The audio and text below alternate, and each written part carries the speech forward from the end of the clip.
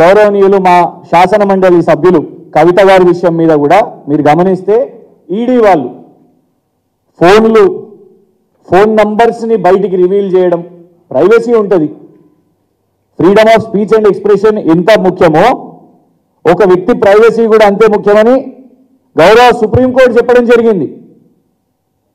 విచారణ పేరు మీద ఫోన్లు జప్తు చేస్తారు. మొన్న రేడుకు వచ్చినప్పుడు అందరు సహకరించారు. కానీ పిఆర్ఓలు ఎవరండి? గతంలో జర్నలిస్టులుగా పనిచేసిన వాళ్ళే రాజకీయ నాయకుల దగ్గర వాళ్ళు పిఆర్ఓలుగా ఉంటారు. వాళ్ళే కూడా మొబైల్ ఫోన్లు జప్తు చేయడం, దాంట్లోకి వెళ్ళి డేటాని తీసుకోవడం ఉందా? చట్టపరంగా మీకు అనుమతి ఉందా? లేదు. ఎందుకు చెప్తాను? ఇగోండి, సుప్రీంకోర్టు ఆర్డర్స్ ప్రకారం సర్క్యులేషన్ ఆఫ్ గైడ్ లైన్స్ ఇచ్చింది. సుప్రీంకోర్టు గైడ్ లైన్స్ ఇచ్చింది. సీజర్ ఆఫ్ డిజిటల్ డివైజెస్ అనేది జ్యుడిషియల్ వారెంట్ ఉంటేనే చేయాలి అని ఇలా చాలా స్పష్టంగా ఉన్నది. జ్యుడిషియల్ వారెంట్ ఉంటేనే మీరు ఎవరిదైనా మొబైల్ ఫోను జప్తు చేయాలని. దానికోసం 5 గోల్డెన్ పాయింట్స్ ఇచ్చింది. ప్రత్యేకంగా ఈ కేసు వేసింది కూడా జర్నలిస్టులే. దేశవ్యాప్తంగా ఢిల్లీ కేంద్రంగా ఉన్న జర్నలిస్టులు సుప్రీంకోర్టును ఆశ్రయించినప్పుడు ఇట్లా పోలీసు వాళ్ళు, ఈడీలు వాళ్ళందరూ కూడా మొబైల్ ఫోన్స్ తీసుకుంటున్నారు, సిస్టమ్స్ తీసుకుంటున్నారు అన్నప్పుడు చాలా కీలకంగా చెప్పింది, మీ దగ్గర నంబర్ 1 జ్యుడిషియల్ వారెంట్ ఉంటేనే మీరు ఫోన్ జప్తు చేయాలి. నిన్న జ్యుడిషియల్ వారెంట్ ఇచ్చిరా? నాకు ఇవ్వలేదు. ఎలాంటి కోర్టు నుంచి వారెంట్ లేదు. కేవలం ఒక 41 సిఆర్పిసి నోటీస్ తప్ప. ఇందులో కూడా ఏమని ఉన్నది? 41 సిఆర్పిసి నోటీస్లో you will not tamper with the evidence అని ఉన్నది. ట్యాంపర్ ఎక్కడదండి? నా ఫోనే తీసుకున్నారు కదా మీరు, అందులోనే ఎవిడెన్స్ ఉన్నది. వాళ్ళు ట్యాంపర్ చేస్తే ఇవాళ నాకు అనుమానం ఉన్నది.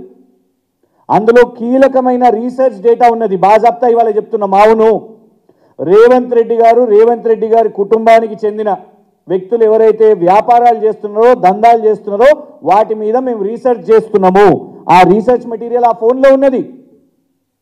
కాదా? వాస్తవం కాదా? రేవంత్ రెడ్డి గారు మీ వియంకులు వారు ఎన్నో బ్యాంకుల నుంచి రుణాలు తీసుకొని చైనా కంపెనీలతోని వ్యాపారాలు చేస్తున్నట్టు పేరు మీద ఎగవేత చేస్తే సిండికేట్ బ్యాంకు నీలామీ చేసింది. వాస్తవం కాదా?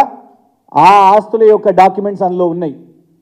బ్యాంక్ ఆఫ్ బరోడా వాళ్ళ దగ్గర కూడా మీరు లోన్లు తీసుకొని మీరు మళ్ళా బ్యాంకు నీలామీ చేస్తుంటే అట్లాంటి డాక్యుమెంట్స్ అందులో ఉన్నాయి.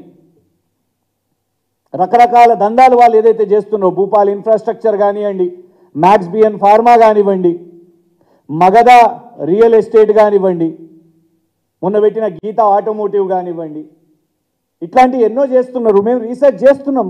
అందులో పరిశోధనకు సంబంధించిన ఎన్నో డాక్యుమెంట్స్ ఉన్నాయి. అదానీకి సంబంధించిన ఏదైతే వ్యాపారాలు ఉన్నాయో ఆ ఫోన్లో డాక్యుమెంట్స్ ఉన్నాయి. 1000 పీడిఎఫ్లు ఉన్నాయి. ఎందుకు అవసరం వచ్చింది మీకు మొబైల్ ఫోన్? ఎందుకు కవిత గారి పిఆర్ఓల మొబైల్ ఫోన్స్ ఎందుకు అవసరం వచ్చింది? ఇందులో చాలా స్పష్టం.